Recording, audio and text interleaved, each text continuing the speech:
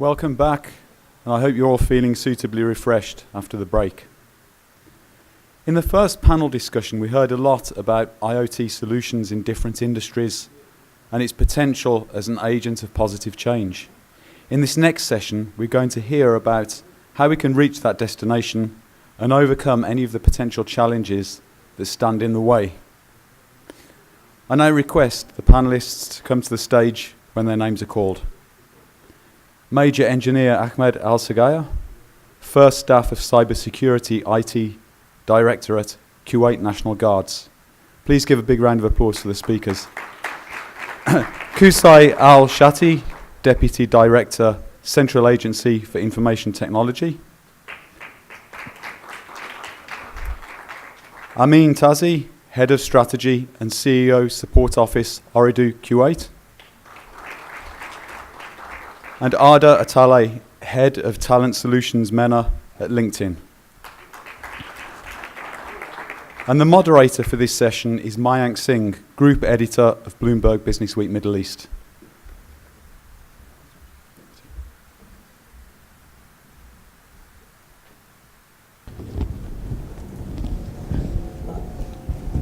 Thank you, gentlemen. If all of you could kindly speak into the lapel mics, it would be better. We have a very diverse panel. I mean, we have the government, we have security services here, we have people from the telecom industry, and we have HR represented on the panel, so it couldn't get better. I want to start with the audience with a question. Do you think how well is Kuwait prepared for an IoT regime kind of a thing? If you think that it's well prepared, please raise your hands. If not, please don't raise your hands. Is Kuwait prepared for IoT, or is it moving in the right direction? If you're confident, please raise your hands. If not, please don't. So I guess, okay, probably 50-50 or 45-55. Mr. Qusay, the whole success of IoT to a large extent rests on the Center for IoT, and it comes down to people like you. What is your assessment of IoT in Kuwait, and how well is it? We heard His Excellency in the morning talk about Kuwait, New Kuwait 2035. So how is Kuwait moving in that direction? First, let me in the beginning thank Bloomberg and Oliver Heisman for hosting me today and giving me this opportunity to participate in this panel and talk about IoT. Really, from the response of the audience, I would say we are poised to leverage on IoT. Sure. The infrastructure is there, the communication and data infrastructure is there. We already have a successful implementation with the Ministry of Electricity and Water with the smart multimeters readings, and it's working well. But definitely there is more to do when it comes to IoT and for example, on the government level. As of infrastructure and needed data connectivity, we are ready and poised, definitely. And sure. We can leverage on the usage of IoT to improve government's performance and effectiveness. Sure. Yet, it is where we start and what we pick. Definitely monitoring the performance of the infrastructure, utilities, transportation, facilities such as parking lots, for example. Simplifying this to our to citizens. Yeah. Definitely many of the government entities, main line of business.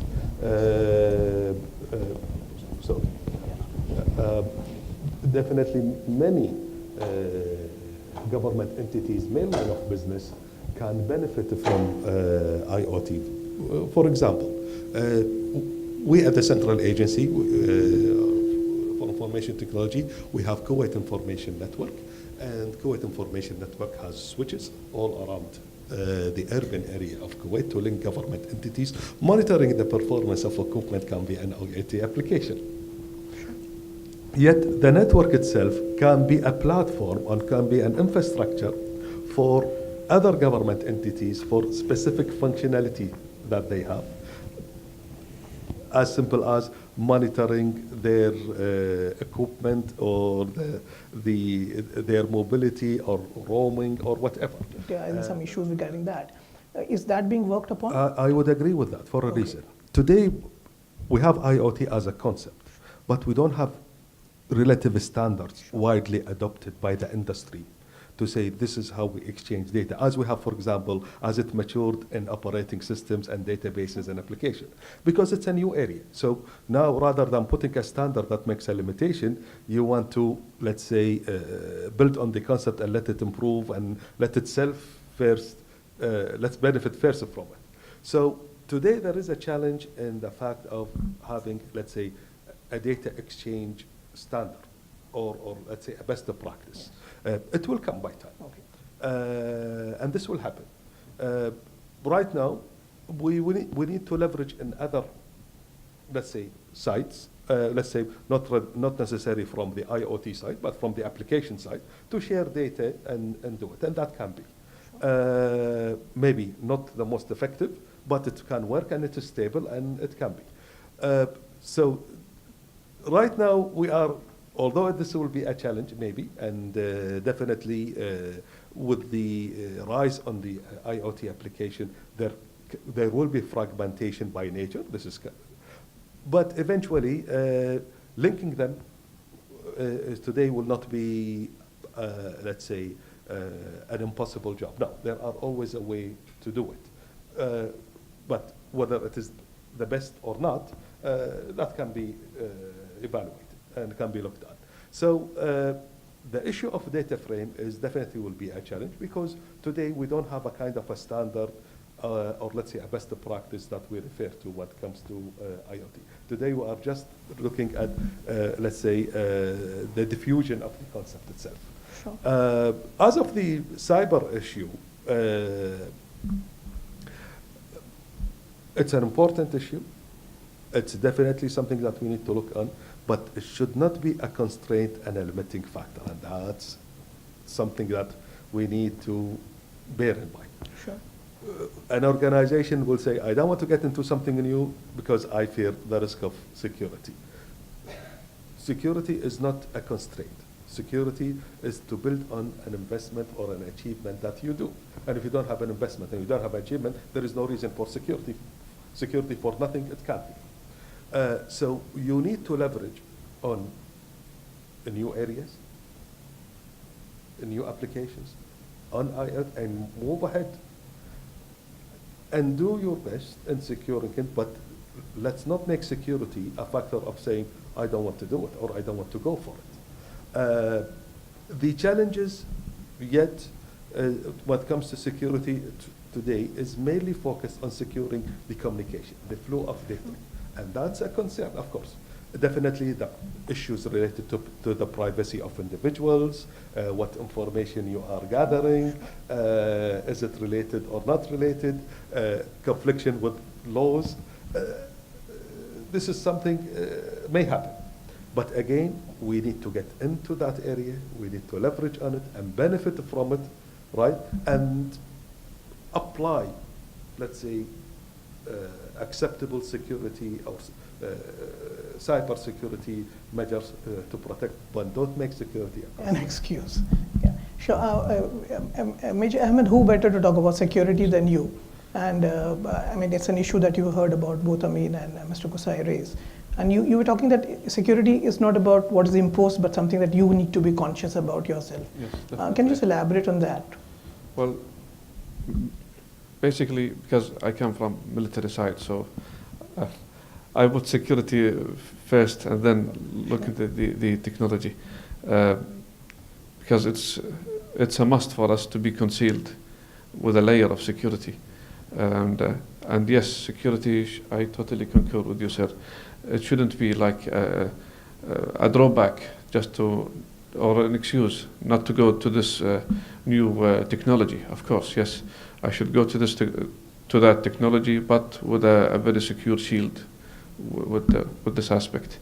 And I can just give a hint of what are the challenges that we are currently facing. I've read an interesting article in Forbes, and basically it summarizes the whole thing into main 4 points. The first point, which is integrating the new technologies into existing environment.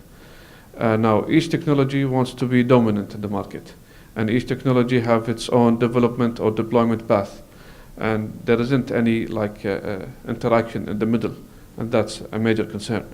This will lead us to using different protocols, and this will lead us to different radio frequency, and this will lead us, of course, to having what is the medium of connection of users and end users, because eventually you'll have thousands of users and devices will be talking to each other, and this will lead us to power consumption.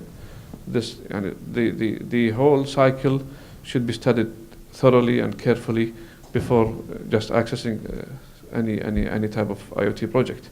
And of course, laws, regulations, and collaboration between government and private sector is a must. And for us, the government should start, now it's already started, with dealing with young students all the way from their early stages of learning by just putting iPads, for example, in their learning journey. So, and unifying, of course, the whole effort into one place instead of having like a competition between governmental agencies. That's still a big concern. And so basically, Sure. these are the, yeah. Arda, coming back to you, you said 11 million people looking for jobs in the region, but very few looking at Kuwait. How does Kuwait work on this? Yeah, a fast correction. 11 million members. Yeah, members, yeah. They don't have to look for a job. They might be passive candidates, and this is, I would say, one of the value propositions, finding a job. 1 out of 40 value propositions.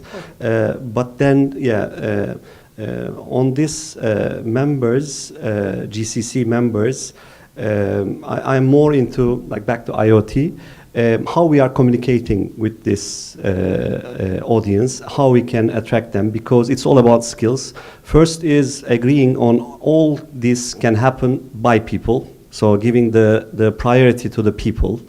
And then these people need skills. Either they will acquire skills or they will be hired. And both is pointing to the HR. I believe this is too much pressure if the corporations, private or public sector, give the entire pressure on HR, find me those guys or upskill those guys. It is a corporate task, a corporate strategy. So the CEO, the chief digital officer, the CTO, all of them should be into this communication with that talent.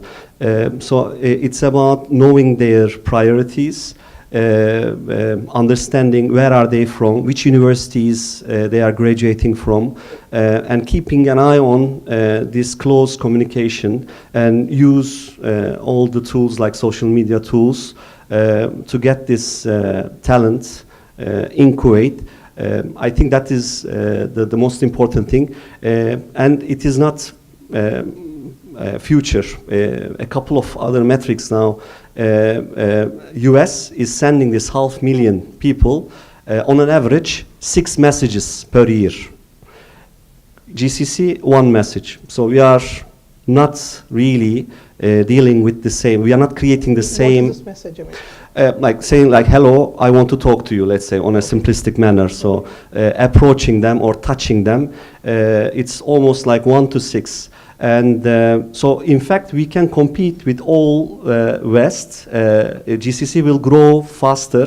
The data shows like that. It's all about us being conscious about, okay, this is my task to give priority and not leave it to human resources department, but give hands to them in this communication. Marketing should be talking to the HR and brainstorm about the employer brand. So how people, this talent is seeing us as a place to live, of course, Kuwait, but also a place to work for. So that is something that now traditionally being expected from HR, build our employer brand, but it is more on marketing to help. So it is, I would say, a collective effort that can resolve and get things further. That's a good takeaway. A lot of C-suite employees here, I mean, C-suite people here, I guess one message coming out strongly is that you cannot just rely on your HR department to get you the requisite skill. You have to be a bit more proactive. That's a great point. I know, I mean, you didn't want to talk about technology and the technical aspects, but 5G is supposed to be the big game changer when it comes to IoT. And I know you challenged me on some metrics that I said there is some reports saying that for 5G, one of the prerequisites is that it should connect 1 million devices. Probably it's a global standard. But in terms of 5G, where is Kuwait? Well, I think 5G, the big game changer, is not only about speed. The game changer in 5G is about latency. So latency, what it means is the capacity of reaction. That's why real-time applications will come and flourish with 5G more than ever. So you can see about vertical application that will be in the different sectors where you can have real 5G use cases happening, and then you can experience both in B2C and B2B. Now, the rollout consideration which you're asking about is something else. I mean, there are different numbers that are saying you need 10 sites more than 4G to roll out 5G, et cetera, et cetera. But the reality of the numbers you've given are a little bit higher in terms, it depends on many factors, the density, the fiber capabilities, and so on you have. Sure. Another thing, I mean, since we are on technology, cellular networks are very good at providing what they do, but there are buildings which are kind of dead areas where the cellular network doesn't reach, and which are going to be crucial for IoT. So do you need to start looking at an amalgamation of technologies there? So you need to talk about LPWA, low power wide area technologies, you need to look about WLAN and you need to LPWA technology. Do we start working in that direction now instead of working in our own silos? There are many network technology, you're right, that can enable IoT. It's coming from, I think it was mentioned earlier, M2M is working from 2.5G, 3G, and also you see now in 4G and LTE you can have easily IoT applications flourishing. When in the specific case you're asking, there are different standards, and there are different solutions deployed from PWA or narrowband IoT is also spread around the world. But all this can be deployed on LTE infrastructure or other infrastructure. I don't think this is an issue, because even the infrastructure we have today can be upgraded to cope with that. Okay. Mr. Qusay, on 5G, your thoughts? Other thing is the success of IoT in Kuwait is also going to be dependent on the private sector. Now, how are you enabling are you looking at a PPP model there? Are you looking at startup accelerators, incubator firms for companies to start moving in that direction? Sure, a very good question. There is a huge market growth that lies behind the adoption of IoT, and a huge growth in economy will reflect on that by the adoption of IoT. Let me give you a simple example. When RFID was introduced, it created a huge market. RFID is IoT today. We didn't call it IoT at that time, but it is RFID, but it is IoT today. As simple as it is. Just leveraging on RFID today, linking it to more mature IoT application, look at the opportunities that will lie behind that. Definitely the government is more of looking at what it's do, and it will repeat, and they will think at most of how to use IoT in what they do, and what they do best, and what they are aware of.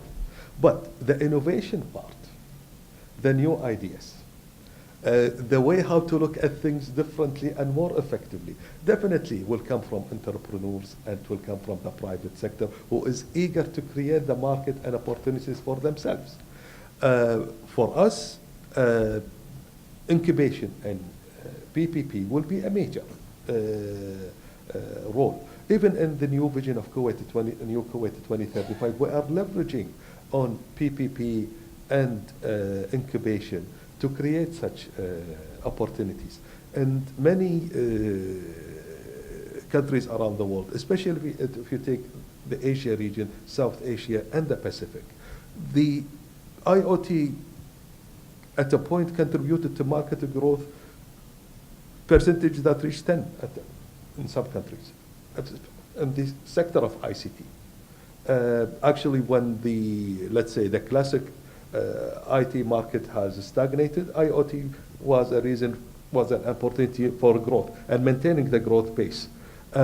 So we need to leverage on that, definitely, Okay. because there are a huge opportunity of market growth that Kuwait will benefit from. Give me one example. All of us on the same page saying that this has to be involving the private sector, and you're saying that, yeah, the government is doing a lot of things in this. Is there one thing that you're looking at, one thing that the government is working on, saying, okay, guys, we will do this to promote IoT in Kuwait? In any specific example? Again, I will refer to the platform. When we create the platform, for the government entities, that platform also can be open to the private sector for any PPP project or for any innovative idea that the private sector may introduce for government entities related to their job. I'll give you an example. Today, we want to increase the quality of citizen life. And we want them to be a much happier citizen living in Kuwait City. While he's commuting, he may need certain information to be available at hand. Related to road networks, where he's going, his parking space, whatever.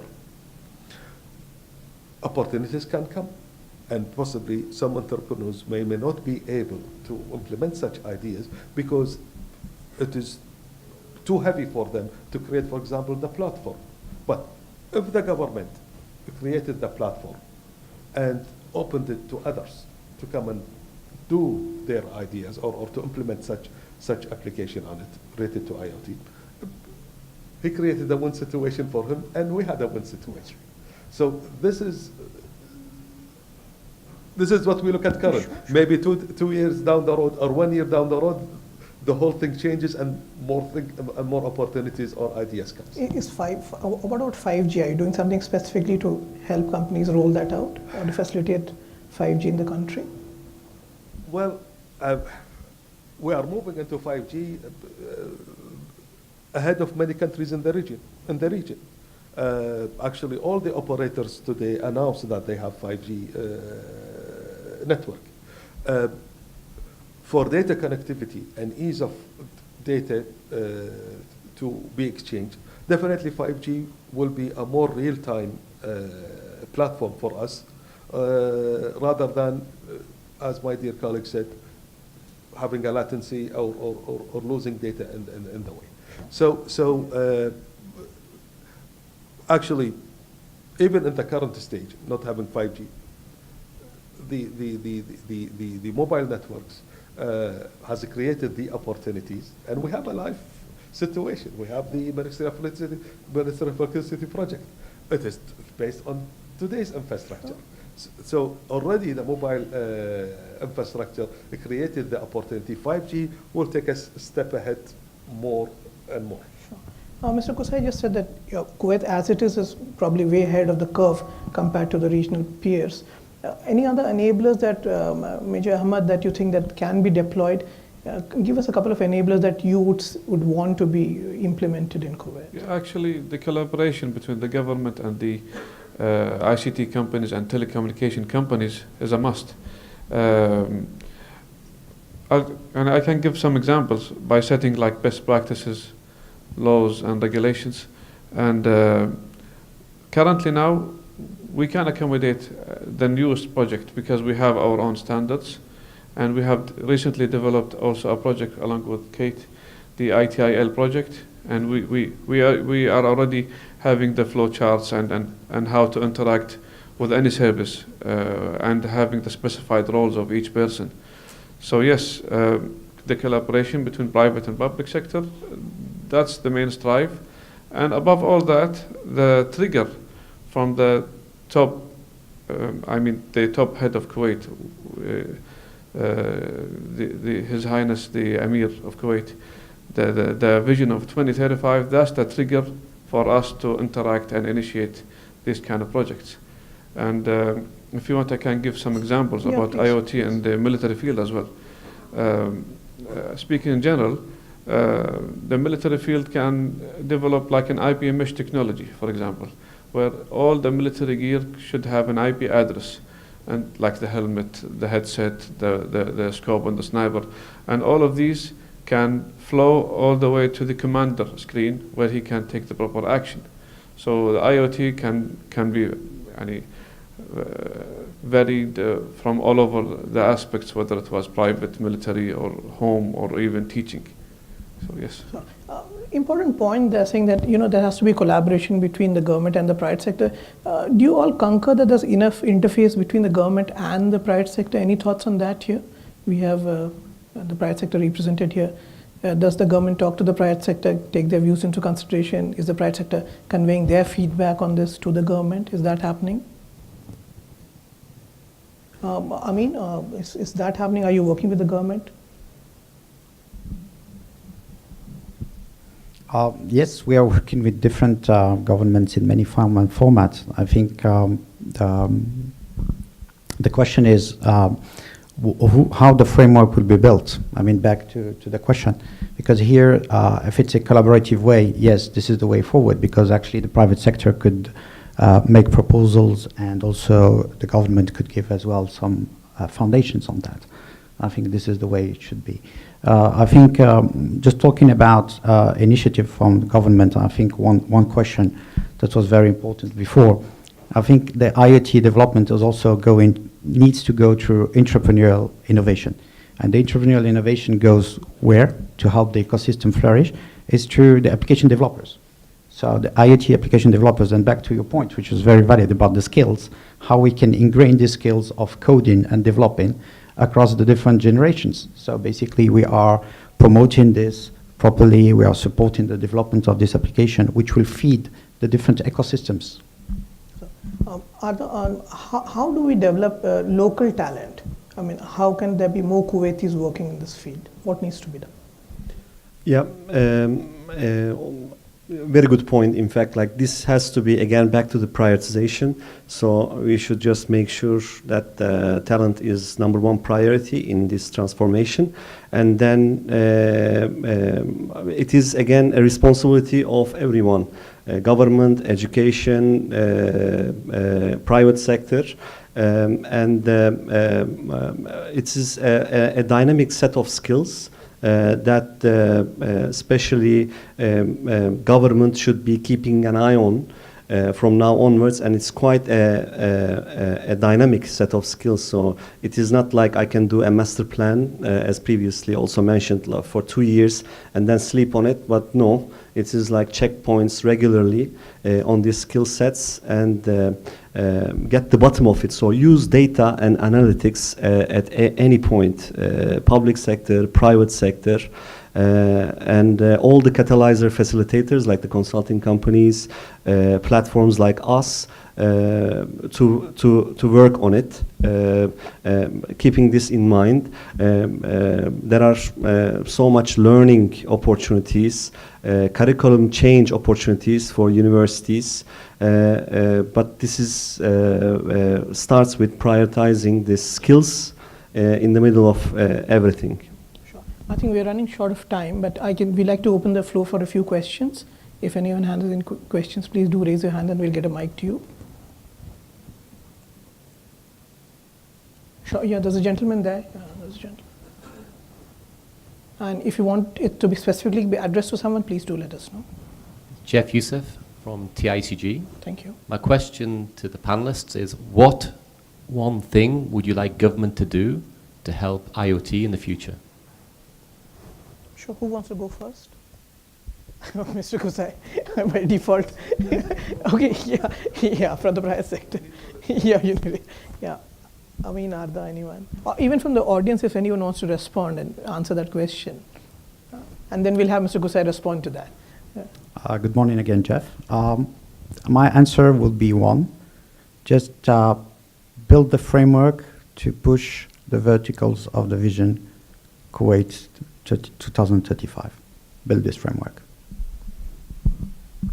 Again, I will complete the private side. Use the data and analytics when decision making, and be open for using these vast data over there. Yeah, Mr. Kusai, you need to respond. I mean, whether this is being done or not. It's good that we heard what the private sector is looking from the government to, let's say, adopt IoT more. For us as a government, there are many options, or there are many.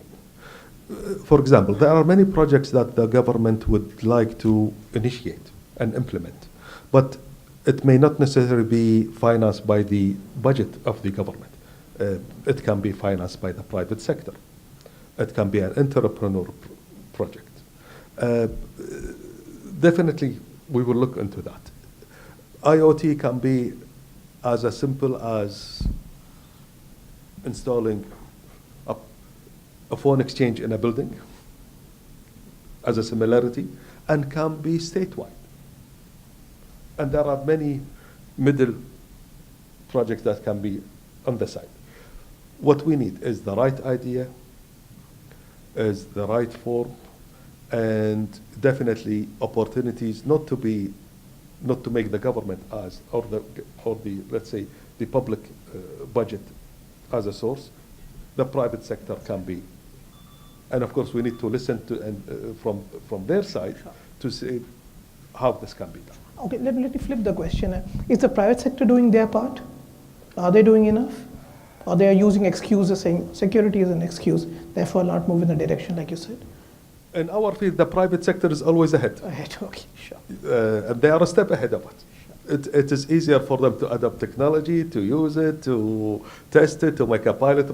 For us, we have red tape that we need to follow and abide.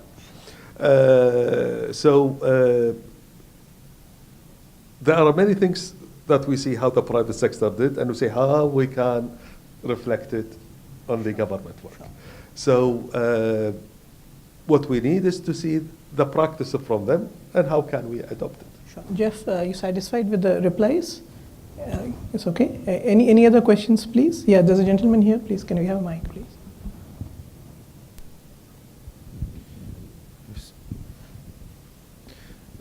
I think from my point of view that the private sector should do more. For our ports experience, we have not had enough companies to come proactively to engage with us and inform us what's the latest.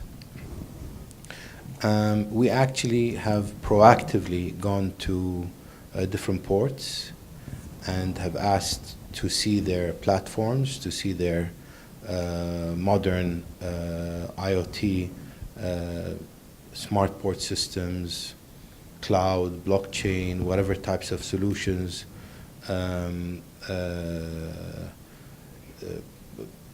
traffic management systems, etc. Most of the time they're so welcoming, but they're at the same time so conservative about opening up their technology due to matters of IP. This is from one side. The other side, we need to have more private sector engagement. Over my last 3 years, I've actually had a couple, not more than a handful, one of them coming from Zain. What we need is, because we're, at the end of the day, civil servants, okay? We sit behind the desk and do what we're supposed to do every day because we're going to be paid at the end of the month. But this is not probably what me or what Qusay or what even Major Ahmed does, okay? But it is what 90% of the other civil servants do, because it's job security. They're going to be paid at the end of the month, and let me do whatever I do every single day and get paid, because otherwise I might fall in trouble. And this is where the matter of accountability comes into place.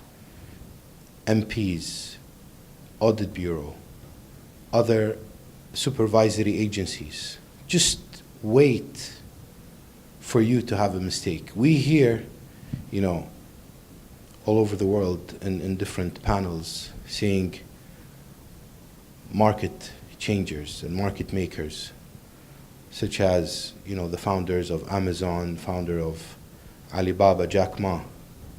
And all of them say one thing.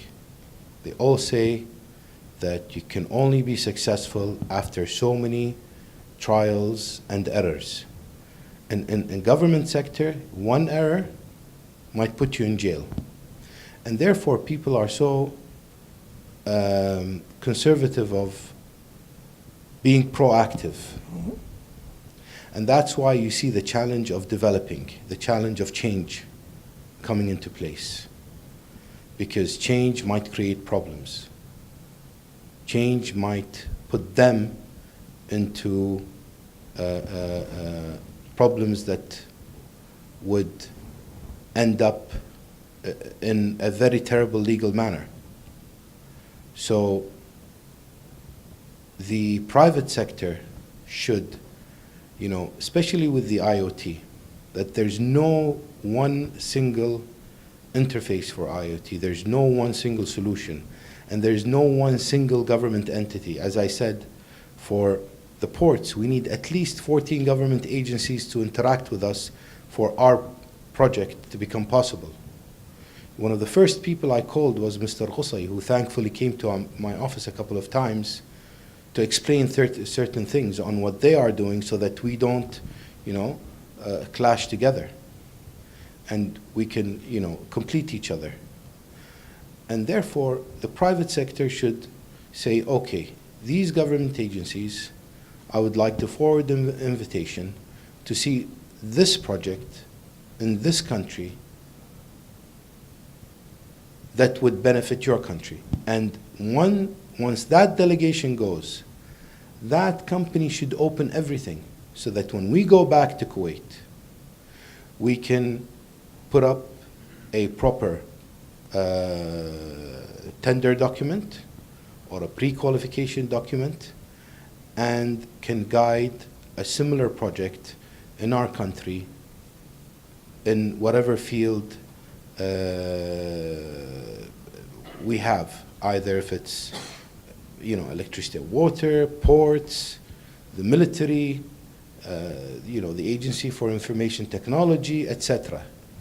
Because otherwise, if we're not called up by those agencies, or I mean those multinational corporations, we are not going to be able to put up a proper tendering documentation.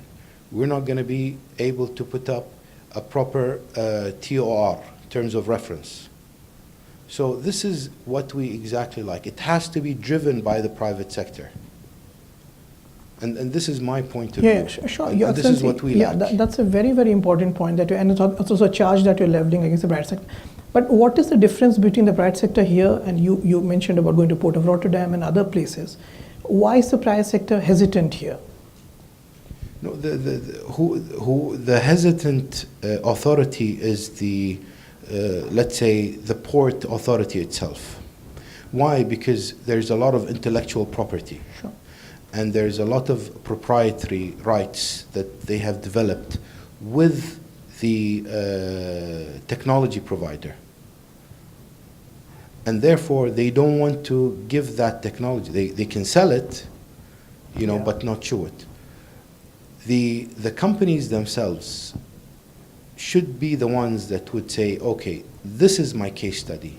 That's how we have done it, A to Z. This is how you can do it.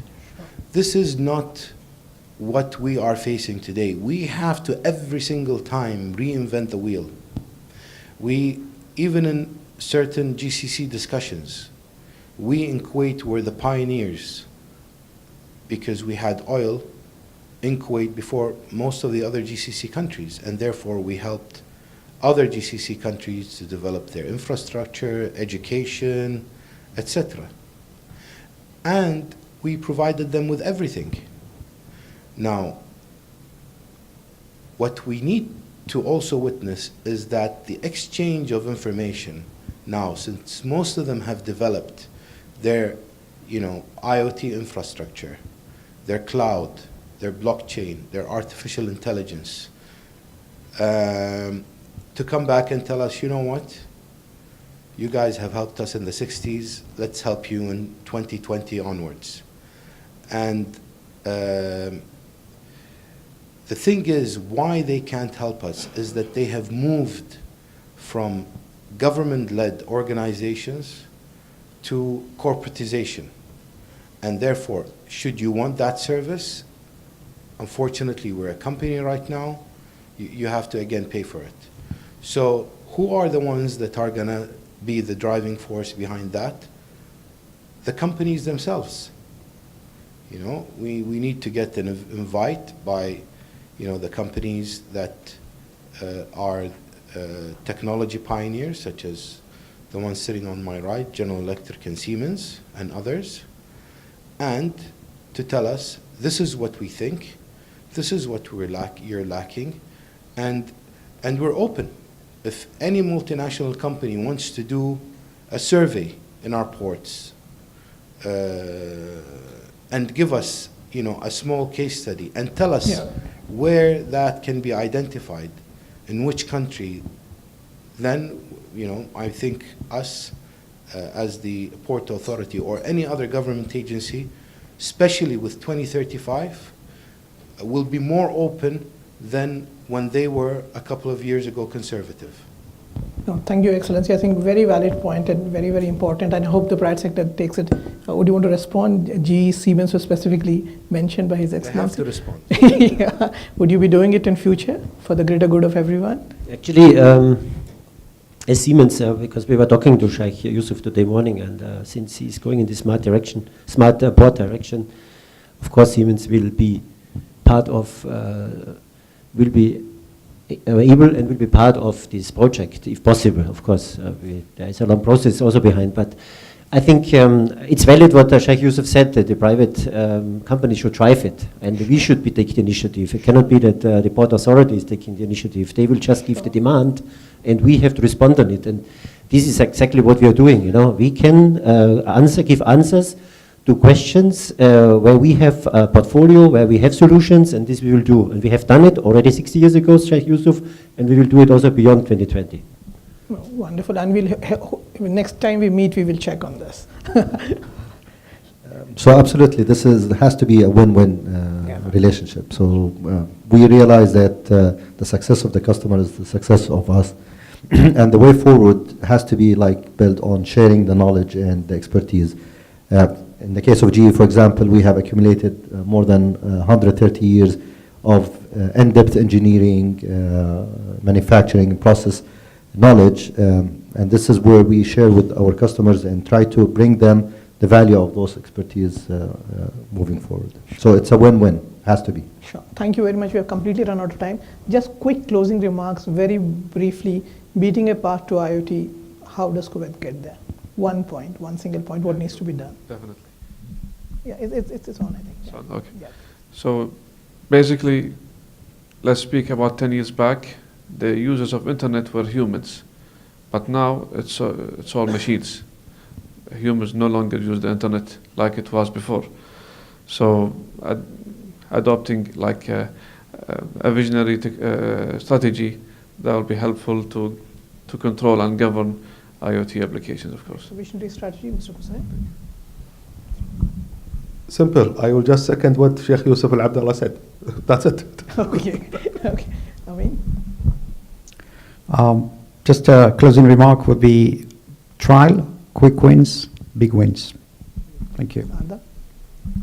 So from my end, it will be, I'm very positive. There will be many new opportunities, job opportunities going forward. Thank you very much, I guess. And can we have a huge round of applause for this stimulating discussion? Thank you, each one of you. Major Ahmed, Mr. Kusai, Mr. Amin, Mr. Arda. Thank you very much. Thanks very much to the panelists there for a very candid discussion. One thing for sure is that such open dialogue will definitely help pave the way to smoother implementation of IoT. I'd now like to welcome to the stage for a few closing remarks Rogerio Dienez, Head of Communications, Media and Technology for the MEA and a partner at Oliver Wyman.